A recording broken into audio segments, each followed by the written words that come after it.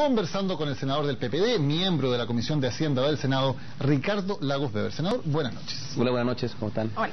A ver, ya hay un protocolo, ese protocolo hay que convertirlo en indicaciones. ¿Cómo se están cocinando esas indicaciones? ¿Quiénes son los que conversan? ¿Cómo se hace la discusión? ¿Y quiénes son finalmente los que redactan las indicaciones de este protocolo de acuerdo? Sí, yo evitaría la palabra cocinarlo porque creo que generó un pésimo debate, ¿ya? Y fue una pésima expresión. Fue una pésima expresión del senador Saldívar. Yo creo que se equivocó y él mismo lo ha reconocido, que no fue con la intención que lo hizo. Y creo que ha dado eso junto con las declaraciones del señor Aguad, lo digo al tiro, y la del señor Fontaine, que dice que en su casa se comían galletas en las reuniones. Creo que generó, lo digo así, yo trabajé en esto, tuvimos 91 audiencias durante 4 semanas, hubo gente de muy buena disposición, se les escuchó atentamente, no 10 minutos, 50 minutos cada uno, y por un mínimo respeto a ese trabajo, todo eso queda en ascua o queda como suspendido en el aire, producto de estas afirmaciones que a mi juicio son poco felices, es poco decirlo. Pero digo, yo lo encuentro bien lamentable porque se prestó ¿para qué? Para la idea de que las cosas se resuelven en otro lado, escondidas, cuando la verdad que nada de eso es cierto, porque nada obsta que se regula privadamente si quiere, pero lo único que vale es este protocolo de acuerdo que firmamos en el Senado. Está en el Senado, pero lo firmaron en el Senado, usted lo dice muy bien, pero ¿dónde se redactó y quiénes redactaron ese protocolo de acuerdo? El gobierno. ¿El gobierno solo? El gobierno conversó con el senador Saldívar, el senador Montes y el senador Lagos, por ejemplo, que somos los miembros de la Comisión de Hacienda de la nueva mayoría, y le dijimos al gobierno: este proyecto requiere modificaciones en A, B y C, D. Tema para las pymes, la renta presunta, los diversos temas. Y el gobierno por su parte conversaba con senadores de la oposición, ¿ya? Y con sus técnicos. Yo nunca estuve en una mesa, nunca, en una mesa que estuviera el gobierno, la oposición y los senadores del gobierno. Nunca. Yo negocié con mi gobierno lo que me parecía que había que modificar el proyecto de ley que tenía, a mi juicio, imperfecciones. ¿Usted? Sí. Pero conversamos hace un par de días con el diputado Aguiló y él dijo un par de cosas respecto a esa negociación y dijo que el senador Carlos Montes se había enterado del contenido del protocolo un par de horas antes y que había sido presionado fuertemente para firmarlo a favor. Yo la verdad que yo no voy a hablar por el senador Carlos Montes como si lo hace el diputado Aguiló. Creo que lo mejor es que preguntarle al senador Carlos Montes. Es lo que yo haría, yo no voy a responder por él. Sí puedo decir de que el ministro de Hacienda fue mandatado, se le dio permiso, mandato, en el comité político, que estaban todos los presidentes de los partidos, los ministros de gobierno, etcétera, y le dijo: usted vaya y converse si es posible llegar a un entendimiento. Y lo fundamental es que eso se hizo así. Y fuimos todos informados, ¿ya? Los senadores que participaron activamente con el ministro de Hacienda, hasta el día que jugó Chile-Brasil, ¿se acuerdan de Chile-Brasil que lo perdimos a los penales con el travesaño de Pinilla? Ese día me junté desde las 8:30 hasta las 11:30 de la mañana en el Ministerio de Hacienda viendo estos temas. O sea, era un diálogo permanente y se le informaba a todos los miembros de la Comisión de Hacienda, de la Cámara de Diputados y del Senado en los días lunes, en una reunión formal, el contenido y avance del mismo. Qué bueno que toque ese punto, porque a raíz de eso mismo que usted afirma, también el diputado Sergio Aguiló, que es miembro de la Comisión de Hacienda, pero de la Cámara de Diputados, evidentemente, sostiene que a él no se le informó del contenido del protocolo y que no es cierto. Es más, para ser fiel a sus palabras, él trató al subsecretario Alejandro Mico, que afirma lo mismo que usted está diciendo, que lo afirmó un tiempo antes, lo trató de mentiroso, dijo que era mentira, que estaba mintiendo, entre otras cosas que dijo. No, yo la verdad que en ese debate no voy a entrar. La verdad es que si alguien mintió, si es mentiroso, no me parece sano ese debate. Acá nosotros tenemos una mayoría, la ejercimos... ¿Ustedes insisten que el diputado Aguiló estaba en alguna de las reuniones que se informó esto? Sí, claro, yo creo que se sienta incluso en el almuerzo como 2 lugares más allá que yo. Ahora, si se le informó en detalle a él del tema, no puedo decirlo, pero en el último almuerzo que tuvimos, el día lunes previo a la suscripción del acuerdo, el ministro informó que se estaba conversando para generar un sistema alternativo al de la renta atribuida. No se eliminaba la renta atribuida, un sistema alternativo, ¿ya? Se iba a generar, revisar todo lo que eran el criterio de renta presunta, por ejemplo, que los techos que estaban muy bajos, se iban a aumentar los techos, quedando por debajo de la ley actual, pero mejorando. O sea, dio una serie de indicaciones respecto a la marcha del proyecto, ¿ya? Ahora, si usted me pregunta si esto, del punto de vista, ¿cómo lo puedo decir para no meter la pata? Del punto de vista de las formas, si se cuidaron todas las formas, mirado ex post, después de la batalla lo digo, no se hizo. ¿Cuáles no se cuidaron? Yo creo, ¿sabe qué? Que la percepción que se generó, la nuestra es una coalición nueva, la nueva mayoría. Y en nuestra nueva mayoría tenemos socios, amigos que están trabajando en este gobierno, de que no han sido parte de los gobiernos anteriores. Y yo creo que entonces acá hay un tema de cómo cuajamos la forma de del trabajo. ¿Qué es lo que ocurrió? Yo estaba ahí, en el Congreso, creo que además hablé con ustedes días después o ese mismo día, que miembros de nuestra coalición, como son miembros del Partido Comunista, y vi a la diputada Vallejo y a la diputada Cariola, diciendo que ellos no conocían el contenido del acuerdo.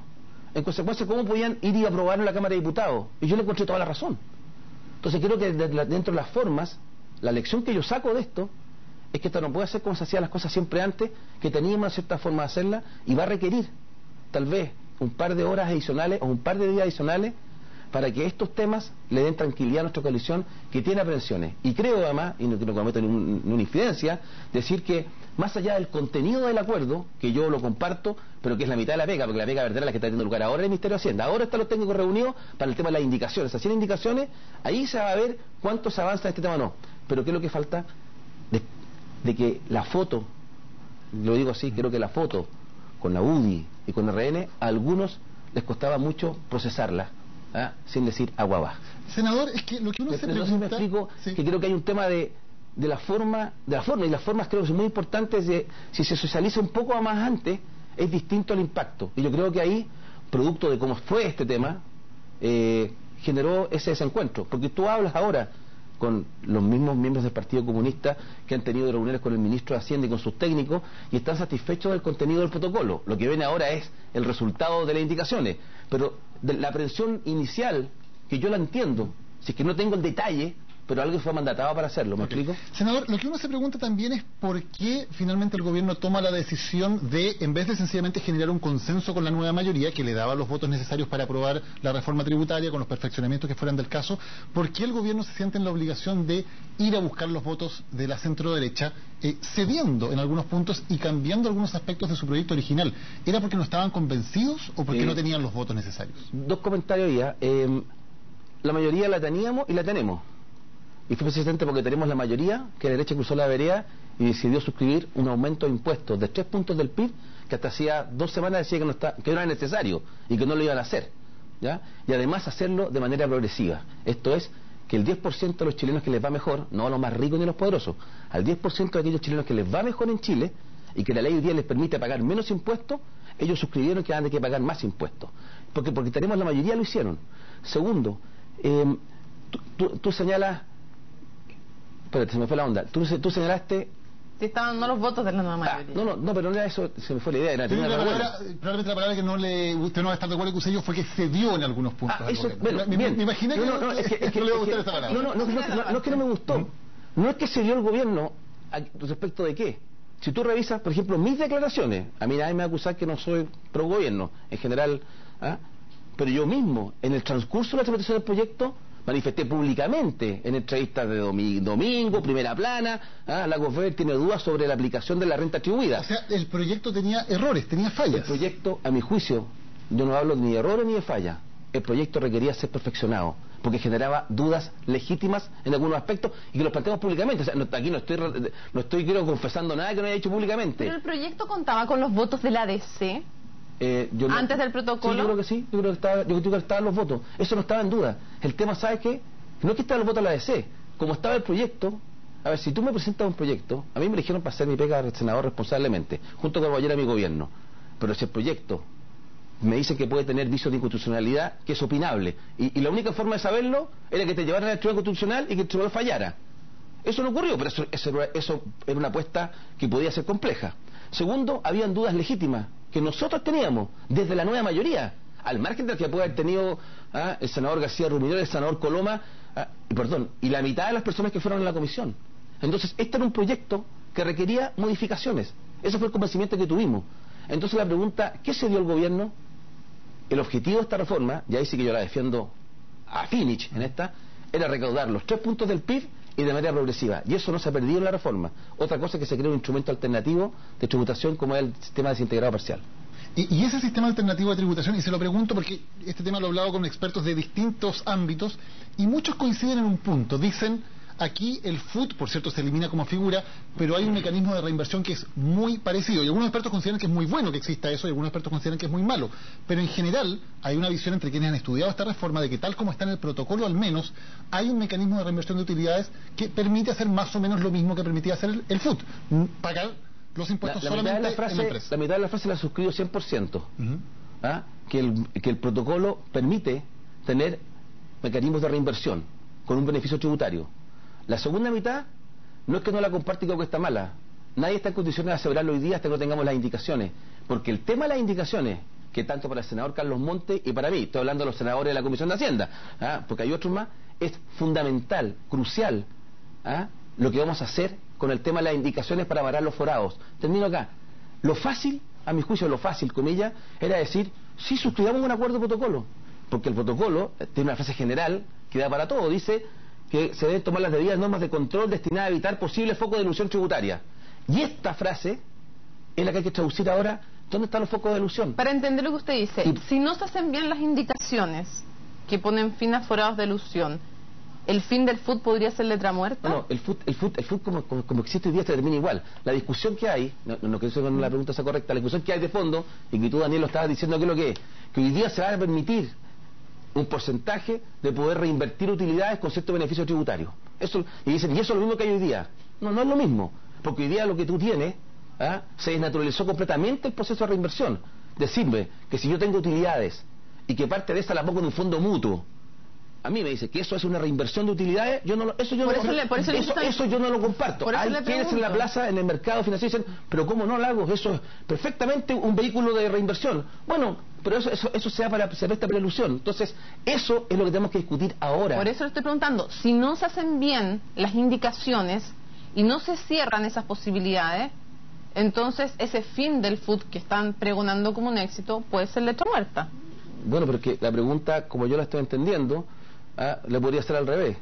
Hasta ahora, este acuerdo de protocolo es un éxito, por cuanto no hay ninguna indicación que hayamos visto que diga lo contrario. Es que usted dice que el protocolo es un papel y que cabe todo.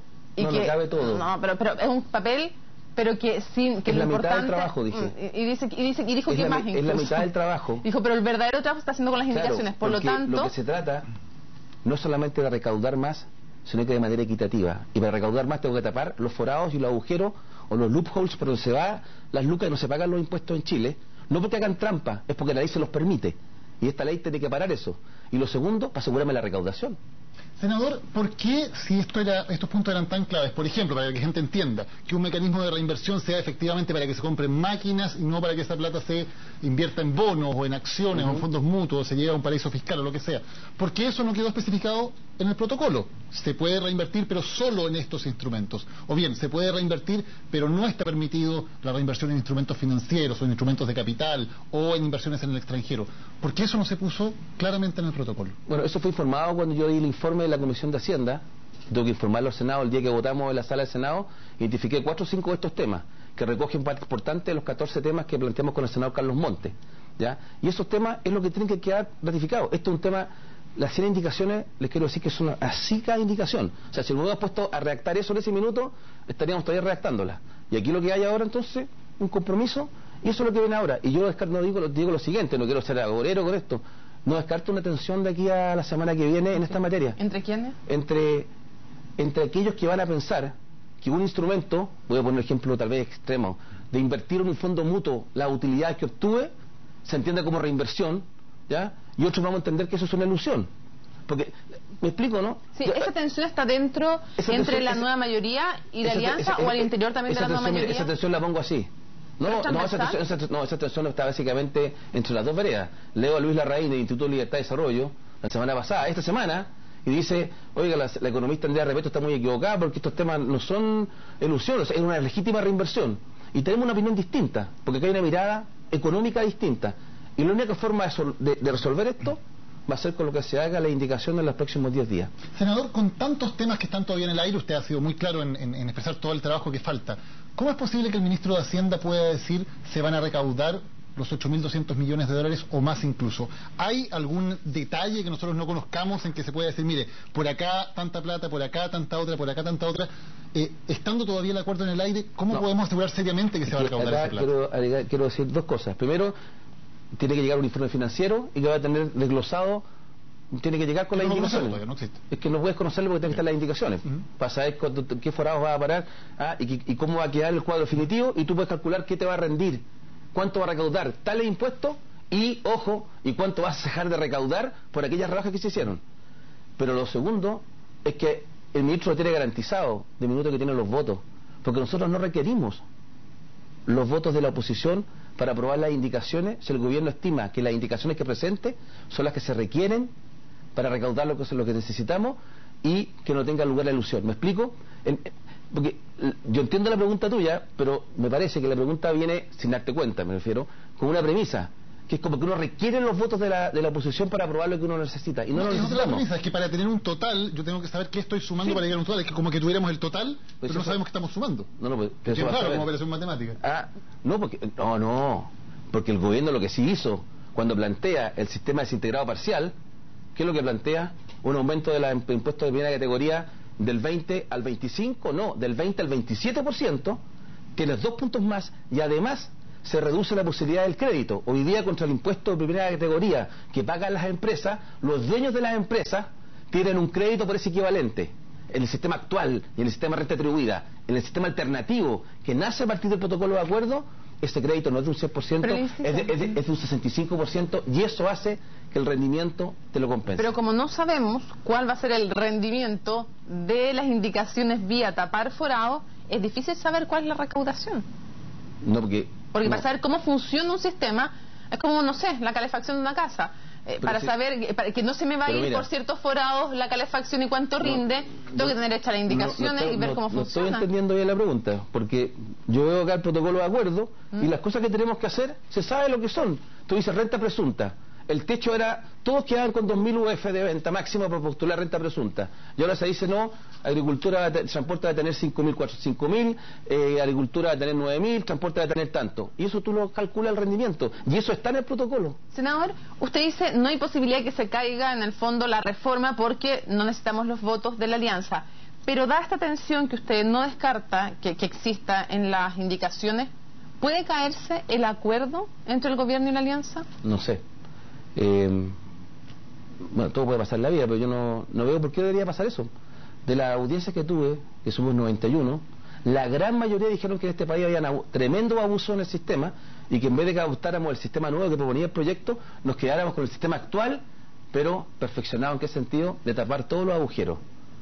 Pues bien, esta es una estupenda oportunidad con el sistema desintegrado parcial de terminar con todos esos abusos, y no veo cómo alguien no va a querer honrar ese compromiso que vivimos. Senador, quedan pocos minutos, pero le queríamos preguntar por la reforma educacional. De lo que ha dicho el gobierno, ¿usted qué entiende? ¿Entiende que el copago se va a mantener hasta que no se pueda peso a peso en todos los casos suplementar por parte del Estado lo que pagan hoy los particulares, o que el copago se va a acabar en un plazo fijo aunque no se haya llegado a ese peso a peso? Porque el gobierno ha dicho las dos cosas, por eso lo pregunto. No, yo no soy yo para definirlo, pero además aquí la parte aburrida del entrevistado. Estaba tan metido en el tema tributario que no me metí en esta discusión. Escuché las declaraciones del ministro Echaguirre, que entiendo que se refiere a lo primero, que va a ser peso a peso. ¿Ah? Eso me parece, pero lo escuché en la radio, pero no... Desde su perspectiva como parlamentario, ¿usted estaría dispuesto a aprobar un proyecto de ley en el cual no se le pusiera una fecha fija de término al copago? ¿No hubiera una fecha que dijera en 10 años o en 12 años sí o sí se acaba el copago? Yo quiero ver la reforma en su conjunto antes de pronunciarme de ese tema específico del copago.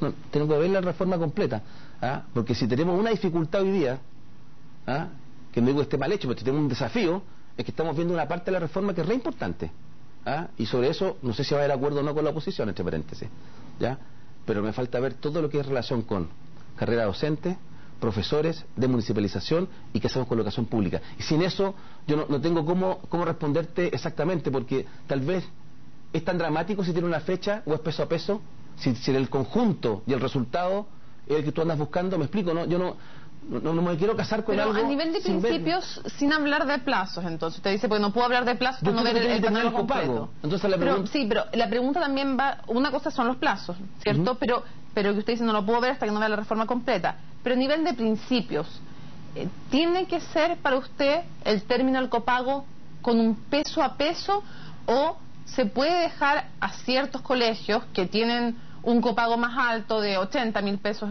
y algo más el máximo, ¿se puede dejar eso funcionando con un poco menos de dinero? ¿O tiene que ser peso a peso? Yo creo que tiene que ser peso a peso. Pero ¿por qué? Lo pone como resignado, ¿por qué? No va a tener que hacer así como va a tener que hacer. No, o sea, que son dos opciones. Tú me dices, yo creo que hay que ser peso a peso. ¿Ah?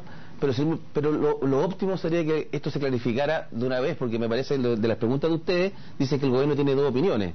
Y yo no sé si eso es correcto, no sé si es cierto. Tenemos, de hecho, las opiniones del ministro para ver. Vamos a revisar las opiniones que dio hace algunas semanas aquí en CNN Chile, o ya un par de meses, en verdad. En mayo fue. En mayo, perdón, ha pasado el tiempo. ¿Qué pasa? Pero ¿cuál fue la última declaración? Escuchemos las primeras opiniones del ministro de Educación. Yo me quedaría con la última declaración. Escúcheme las dos, la primera y la última. Yo me quedaría con la última declaración de ser posible. Vamos con la primera primero. Los colegios que tienen un copago relativamente más alto irán disminuyendo gradualmente el copago conforme avanza la subvención general, o sea, en medida que se ponen más pesos por parte del Estado, disminuye los pesos de la familia y al cabo del año 10 ya termina completamente. Ahora, al final, al término del año 10, el colegio municipal o el colegio particular subvencionado que tenía 0 copago va a tener 84.000. No necesariamente, porque usted va a ir disminuyendo desde los 84 por cada peso que avance la subvención general, es un peso que... Sí, pero van a quedar en el mismo nivel, básicamente. Sí, pero no va a llegar... No sabemos exactamente lo que va a pasar en los próximos 10 años en materia de subvención general, pero no es descartable que al cabo de los 10 años todavía el copago no esté en 0, y por tanto en el año 10 colapsa a 0, esté donde esté. El tema es que no va a haber diferencia de recursos para quien tiene, en aporte estatal me refiero, para quien tiene a su hijo en un colegio municipal que el que lo tiene con uno particular subvencionado. Al cabo del año 10 no van a haber diferencias, en el fondo van a tener los mismos recursos ambos colegios, sea como sea la composición. Así es. Es fin al lucro de la selección y el copago. No fin a la educación particular subvencionada, para nada. Es más, hemos señalado que en la medida en que no podamos reemplazar a peso el copago, o UF a UF, el copago podrá seguir existiendo porque no tenemos derecho a limitar el proyecto educacional de algún colegio que esté en la parte más alta del copago, mientras no seamos capaces como nación de proveer los recursos públicos que necesita una educación de calidad.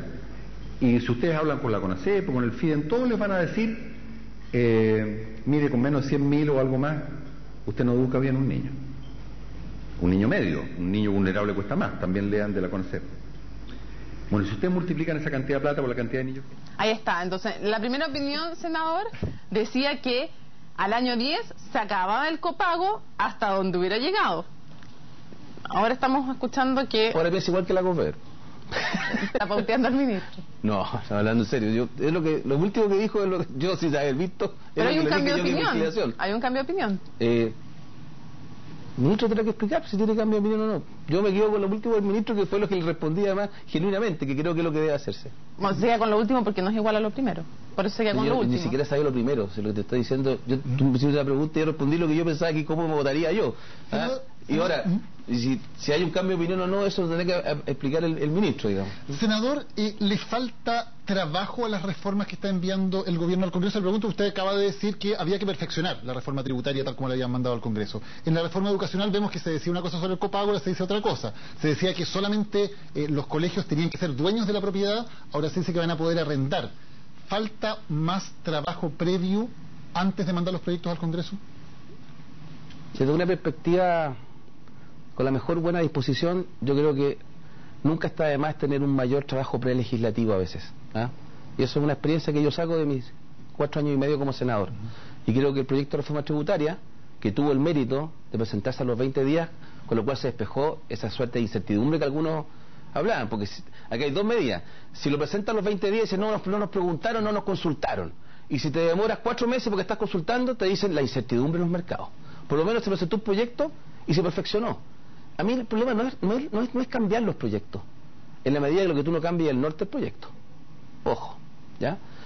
Y lo segundo, tampoco es tan dramático modificar instrumentos dentro de un proyecto en la medida que no hayas perdido el norte del objetivo final. Si vamos a terminar con el copago, si se va a terminar con el lucro y se va a terminar con la selección, pueden haber distintos mecanismos, pueden haber plazos diferentes. Tal vez un gobierno comienza con un plazo más restringido y pasa a tener un plazo más amplio, al revés. Yo no lo dramatizo, ahora, tal vez más entretenido decir, mire, usted pensaba A y ahora cambió opinión B, entonces lo derrotaron, ¿por qué cambió opinión? ¿Quién fue el que ganó? También es legítimo, no lo miro en menos. Pero en este tipo de proyectos que son tan amplios, de tanta envergadura, vamos a tener todos estos temas que va a haber que ajustar, todos. ¿Ah? Senador Ricardo O sea, Lagos. recuerdo nomás la ley del royalty del presidente Piñera o su proyecto de reforma tributaria, que lo cambiamos 50 veces. Pero lo importante es que salió el proyecto. Ahora, el presidente Piñera no tenía mayoría legislativa. Ustedes sí la tienen. Sí, pero hubo que modificarlo. Como dije yo, al presidente Piñera le aprobamos todos los proyectos. Claro que mejorado. Senador Lagos Pérez, gracias por haber estado ahí con CNN. No, gracias a ustedes. Buenas Muy bien. noches. Una coma muy importante en este caso. Vamos a la pausa. Vamos.